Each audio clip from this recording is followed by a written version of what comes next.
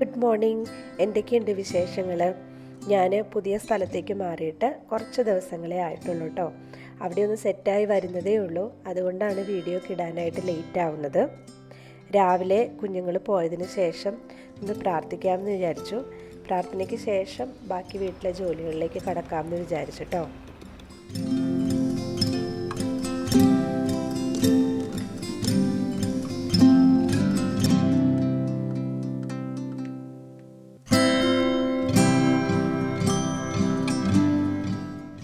പോലെ തന്നെ ആദ്യം തുടങ്ങുന്നത് ബെഡ്റൂമിൽ നിന്നാണ്. ബെഡ്റൂം സെറ്റ് ചെയ്തതിന് ശേഷം മാത്രമാണ് ഞാൻ ബാക്കി പണികളിലേക്ക് പോകുന്നത്. ഇതിൻ്റെ ഗുണങ്ങളും ഒക്കെ ഞാൻ നേരത്തെ പറഞ്ഞിട്ടുണ്ട്, വീണ്ടും റിപ്പീറ്റ് ചെയ്യുന്നില്ല. എല്ലാവരും വീട്ടിലുള്ളപ്പോൾ ഒരുമിച്ച് ഭക്ഷണം കഴിക്കുന്നതിൻ്റെ സുഖം ഒന്ന് വേറെ തന്നെയാണ്. ഇന്ന് മക്കളില്ല എങ്കിൽ കൂടി ഞാനും ഹസ്ബൻഡും ഒരുമിച്ചിരുന്നാണ് കേട്ടോ ഫുഡ് കഴിക്കുന്നത്. അതാണ് ഞങ്ങൾക്ക് ഏറ്റവും ഇഷ്ടം.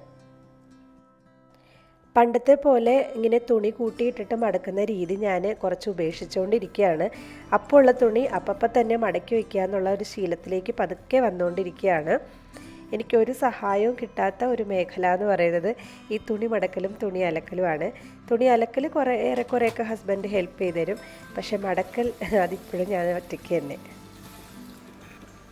ഇന്നും തുണി അലക്കുന്നതിൻ്റെ കൂടെ തന്നെയുള്ളൊരു ശീലമാണ് കിച്ചൺ ടവൽസ് കഴുകുക എന്നുള്ളതും പുതിയ കിച്ചൺ ടവൽസ് ഉപയോഗിക്കുക എന്നുള്ളത്. ഏറ്റവും കൂടുതൽ മൈക്രോ ഓർഗാനിസംസ് വരുന്നൊരു ഏരിയയാണ് കിച്ചൺ ടവൽസ് എന്ന് പറയുന്നത്. എന്നും പുതിയത് ഉപയോഗിക്കുന്നതാണ് അതുചിതം. നാളത്തേക്ക് വേണ്ടി അതിൻ്റെ തലേ ദിവസം തന്നെ കുറച്ച് പ്രിപ്പറേഷൻസ് ചെയ്ത് വെക്കുന്നതാണ് നമ്മുടെ ദൈനംദിന ജീവിതത്തിലെ ജോലികൾ എളുപ്പമാക്കാനുള്ള ഏറ്റവും നല്ല എളുപ്പവഴി. നാളത്തെ ബ്രേക്ക്ഫാസ്റ്റിനുള്ള ഇഡ്ഡലിക്കും ദോശയ്ക്കും മാവ് അരയ്ക്കാൻ വേണ്ടിയാണ് കേട്ടോ. ആദ്യമൊക്കെ ഞാനത് സെപ്പറേറ്റാണ് അരച്ചുകൊണ്ടിരുന്നത്. ഇപ്പോൾ ഞാൻ പക്ഷേ ഒരുമിച്ച് അരച്ചതിന് ശേഷം മാവിനെ പകുതിയാക്കിയിട്ട് ദോശ മാവിലേക്ക് ഉലുവയും അതുപോലെ തന്നെ കടലപ്പരിപ്പും ഒക്കെ സെപ്പറേറ്റ് അരച്ച് ചേർക്കുകയാണ് കേട്ടോ ചെയ്യുന്നത്. അതെനിക്ക് കൂടുതൽ എളുപ്പമായിട്ട് തോന്നി. മറ്റത് കുറേ നേരം നമ്മൾ ഈ മാവ് അരയ്ക്കാൻ വേണ്ടി എടുക്കുന്ന പോലെ ഫീൽ ചെയ്തിട്ടുണ്ട്. അപ്പോൾ ഇപ്പോൾ ഇങ്ങനെ ചെയ്യാൻ തുടങ്ങിയതിന് ശേഷം അതെനിക്ക് ഏറ്റവും എളുപ്പമായിട്ട് തോന്നി. അപ്പം ഞാൻ നിങ്ങളോട് ഷെയർ ചെയ്തതേ ഉള്ളൂ കേട്ടോ.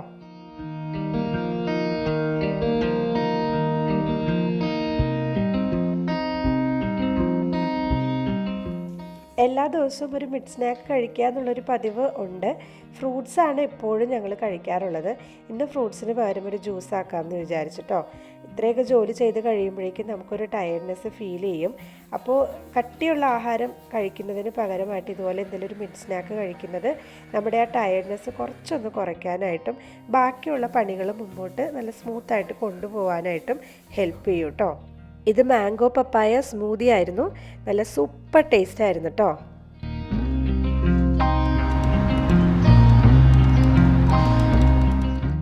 സ്മൂതിയൊക്കെ കുടിച്ചതിന് ശേഷം ഞാൻ പതുക്കെ ഊണിൻ്റെ പരിപാടികളിലേക്ക് കടന്നു.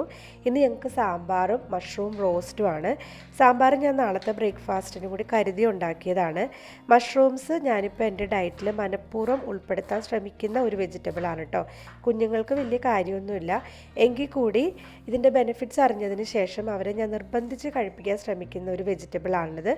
മഷ്റൂംസ് എന്ന് പറയുന്നത് ഒരു great source of vitamin D ആണ്.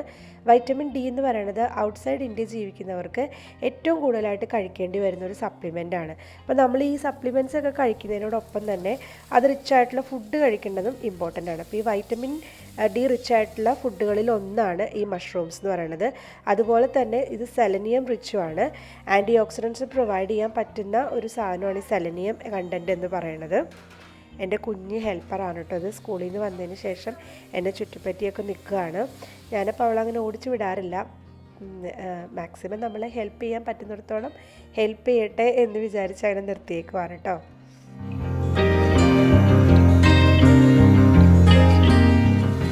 റോസ്റ്റ് ഞാൻ വീനാസ് കറിവേൾഡ് നോക്കി ഉണ്ടാക്കിയതാണ് കേട്ടോ. നല്ല സൂപ്പർ ടേസ്റ്റായിരുന്നു. നിങ്ങളൊക്കെ ഒന്ന് ട്രൈ ചെയ്ത് നോക്കണം. ഏറ്റവും അവസാനം വരുന്നത് എൻ്റെ മോനാണ്. അപ്പോൾ അവനും കൂടെ വന്നതിന് ശേഷമാണ് കേട്ടോ ഞങ്ങൾ ഊണ് കഴിക്കാറ്. മൈക്രോവേവിൻ്റെ ഉപയോഗം കുറയ്ക്കാൻ വേണ്ടിയിട്ട് ഞാനിപ്പോൾ അന്നത്തേക്കുള്ള ചോറ് മാത്രമേ വെക്കാറുള്ളൂ. അപ്പോൾ ഒരു ഗ്ലാസ് അരി മതിയാകും ഞങ്ങൾക്ക് 5 പേർക്കും കൂടെ. മാക്സിമം ഒരു നേരം മാത്രം ചോറ് കഴിക്കാനായിട്ട് ശ്രമിക്കാറുണ്ട് കേട്ടോ. ബാക്കി 2 നേരവും അരിയാഹാരം പരമാവധി കുറയ്ക്കാൻ ശ്രമിക്കുന്നുണ്ട്. പ്രഷർ കുക്കറിലാണ് ഞാൻ കുക്ക് ചെയ്യുന്നത്. ഇത് ഞാൻ സെപ്പറേറ്റ് ആയിട്ട് എങ്ങനെയാണ് പ്രഷർ കുക്കറിൽ അരി വേവിക്കുന്നതെന്നുള്ളത് കാണിച്ചു തരാം കേട്ടോ.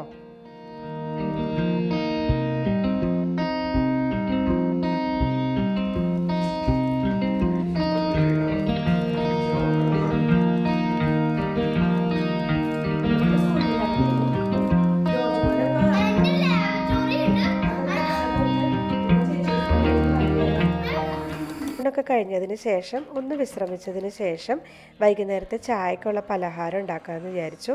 പിന്നെ കുറച്ച് വാഴയില കിട്ടിയായിരുന്നു കേട്ടോ. അപ്പോൾ ഞാൻ ഇലയട ഉണ്ടാക്കാമെന്ന് വിചാരിച്ചു. ഇലയടയ്ക്ക് ഇതുപോലെ അരിപ്പൊടി നല്ലോണം വേവിച്ച് ഉണ്ടയാക്കിയതിന് ശേഷം കുറച്ച് നേരം ഞാനതിന് തേങ്ങാപ്പാലിട്ട് വയ്ക്കാറുണ്ട് കേട്ടോ. ടേസ്റ്റ് കൂടുന്ന പോലെ എനിക്ക് ഫീൽ ചെയ്തിട്ടുണ്ട്. ഒന്ന് ട്രൈ ചെയ്ത് നോക്കണേ. ഇത് പരത്താനായിട്ട് ഞാൻ ഇതുപോലെയാണ് ചെയ്യാറുള്ളത്. നല്ല ഇലക്കനമായിട്ട് നമുക്ക് കിട്ടാറുണ്ട് കേട്ടോ ഇങ്ങനെ ചെയ്യുന്ന സമയത്ത്.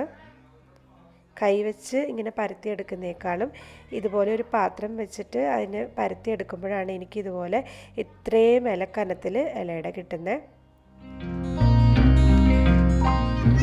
ചായയൊക്കെ കുടിച്ചതിന് ശേഷം ഒന്ന് സന്ധ്യ മയങ്ങിയപ്പോഴേക്കും ഞങ്ങൾ പുറത്തേക്ക് ഇറങ്ങാമെന്ന് വിചാരിച്ചു.